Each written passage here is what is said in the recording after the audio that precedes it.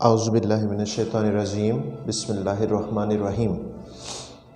السلام علیکم عزیز طلبہ و طالبات، کیا حال ہیں آپ کے؟ امید کرتا ہوں کہ آپ سب خیریت سے ہوں گے۔ دعا گو ہوں کہ اللہ تعالیٰ آپ سب کو اپنے حفظ و امان میں رکھیں۔ بچوں، کل ہم لوگوں نے غزل آدمی سے ملتا ہے، اس کی تشریح پڑھی تھی۔ آج اس کے مشقی سوالات کے جوابات میں آپ کو رپیٹ کرواؤں گا۔ کلاس میں یہ سارا کام تو ہو چکا، لیکن یہاں چونکہ کمنگ ٹیسٹ پہ یہ تمام مٹیریل آپ کو دینا ہے، لہٰذا میں ایک دفعہ یہ تمام سوال جو ہیں ان کے جواب آپ کے سامنے دہرا دیتا ہوں۔ دھیان سے سنیں اور اس کو نوٹ کریں۔ آپ کے پاس لکھے ہوئے بھی ہیں، اس کو فالو کریں۔ اگر کسی کے رہتے ہیں تو آپ اس کو دوبارہ دیکھ لیجئے گا۔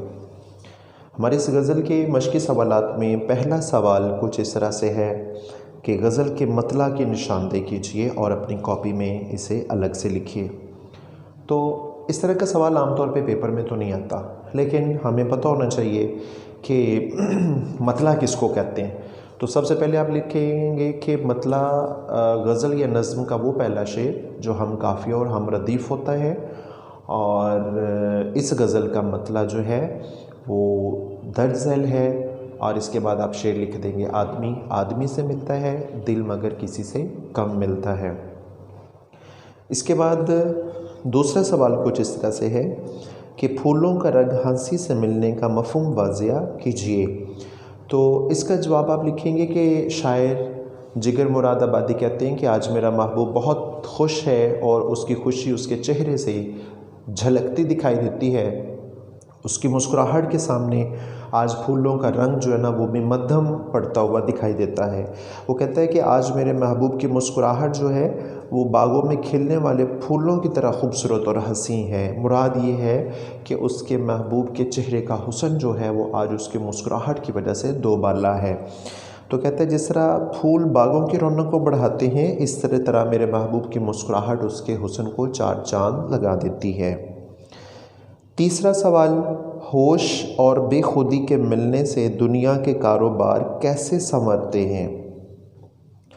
تو یہاں پہ آپ نے لکھنا ہے کہ ہوش اور بے خودی کا ایک ہو جانا یعنی کہ مل جانا تو ہر کام شاندار ہو جاتا ہے اور انسان کو سکون اور قرار محسوس ہوتا ہے۔ یعنی کہ کہتا ہے کہ جب انسان ہوش میں بھی رہے اور بے خودی کے جذبات اس پہ کیفیت طاری ہو جائے، وہ خود کو اپنی ذات کو بھول جائے، اس کا جینے کا مقصد صرف محبوب کو پانا ہو، اس کو حاصل کرنا ہو، اپنی ذات کو بھول کر جب وہ محبوب کی تمنا اور آرزو میں لگ جاتا ہے، تب دنیا کے کاروبار سنورتے ہیں۔ مراد یہ ہے کہ اس کو محبت کا عروج حاصل ہوتا ہے۔ سوال نمبر 4 کہتا ہے کہ مطلع میں کس حقیقت کی طرف اشارہ کیا گیا ہے؟ تو جواب ہم لکھیں گے کہ مطلع میں شاعر جگر مراد آبادی نے اس بہت بڑی حقیقت کی طرف اشارہ کیا ہے کہ آدمی جو ہے وہ خود غرض ہے۔ معاشرتی جانور ہونے کے باوجود، حیوان ہونے کے باوجود وہ بے شمار لوگوں سے ملتا تو ہے، لیکن دلی تعلق بہت کم لوگوں سے قائم ہوتا ہے۔ یہ اپنا وقتی طور پہ مطلب کام لینے کے لیے تعلق تو قائم کرتا ہے اور پھر مطلب نکلنے کے بعد اس کو ہم بھلا دیتے ہیں۔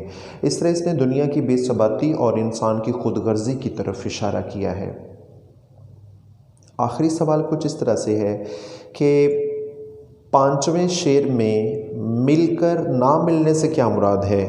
تو جواب آپ اس طرح دیں گے کہ اس سے مراد یہ ہے کہ بعض لوگوں کے ساتھ روزانہ ملاقات ملنے کے باوجود بھی ہمارا ان سے دلی تعلق قائم نہیں ہوتا۔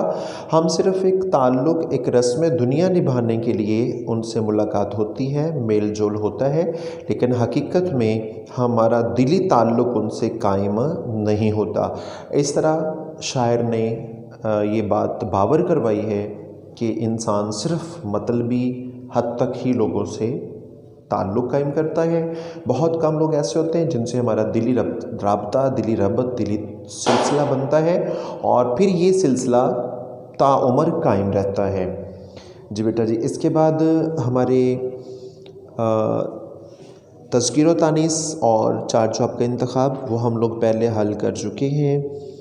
خالی جگہ وغیرہ ہے. ردیف جو ہے وہ اس غزل کا ردیف وہ لفظ ہوتے ہیں جو ہر پہلے شعر کے دونوں مصروں کے آخر پر اور اس کے بعد ہر شعر کے دوسرے مصرے پر لازمی طور پر ریپیٹ ہوتے ہیں اور یہ بدلتے نہیں. اس کو ہم ردیف کہتے ہیں. تو اس غزل کا ردیف جو ہے وہ 3 لفظ بنیں گے. سے ملتا ہے. اور اگر اس غزل کے قوافی اگر ہم ڈھونڈیں تو وہ قوافی یا قافیہ لفظ وہ ہوتے ہیں جو بولنے میں آواز ساؤنڈ ایک دوسرے کے بہت قریب ہوتی ہے، وہ بولنے میں قریب ایک جیسے لگتے ہیں. تو اس طرح کے اگر الفاظ یہاں اس غزل میں سے دیکھے جائیں تو یہ کچھ ہوگا، مثلا آدمی، کسی، سادگی، قامتی، اسی، بے خودی، ہمسائیگی. تو یہ بیٹا جی کچھ لفظ آپس میں قوافی ہیں. بہت قریب قریب دیکھیں گے تو سادگی اور ہمسائیگی ہوگا. ٹھیک ہے، آدمی اور اسی کر لیں یا کسی کر لیں، آدمی، سادگی، تو یہ سارے لفظ جو ہیں یہ آپس میں کافی الفاظ ہیں. اب آپ لوگوں نے اس ایکسرسائز کو بہت بہت بہت اچھے طریقے سے تیار کرنا ہے. اگر آپ کے پاس کوئی بھی ہینڈ بک موجود ہے تو اس میں سے اس کے 4 جواب کا انتخاب اور باقی تمام چیزوں کو بہت اچھے طریقے سے پڑھیں. اور اگر اس میں کچھ اضافی مٹیریل دیا ہوا ہے جیسا کہ معروضی سوالات ہوتے ہیں 4 جواب کا انتخاب، تو اس کو بھی لازمی طور پر دیکھیں. انٹروڈکشن میں سے 4-5 چیزیں جو میں نے آپ کو بتایا ہوا ہے، مثلا شاعر کا نام، اس کی تاریخ پیدائش، اس کی تاریخ وفات، وہ پیدا کہاں ہوا، اور مین اس کے ساتھ اگر کوئی اور امپورٹنٹ پوائنٹ ہے لائک اس کے والد کا نام ہے یا اس کی ڈگری ہے کوئی اچھی ہے، بڑی اعلیٰ ہے، تو یہ، اور اس کے بعد اس کی جو تصنیف ہیں، جو اس کا دیوان ہے، جو اس کا شعر و شاعری کا مجموعہ ہے، اس کو آپ لوگوں نے یاد رکھنا ہے. ٹھیک ہے جی. اب آپ لوگ اس کو ایک دفعہ ریپیٹ کریں اور پھر اس کے بعد اس کو اگر ہو سکے تو لکھ کے اس کی آپ لوگ پریکٹس ضرور کیجیے گا. اللہ حافظ.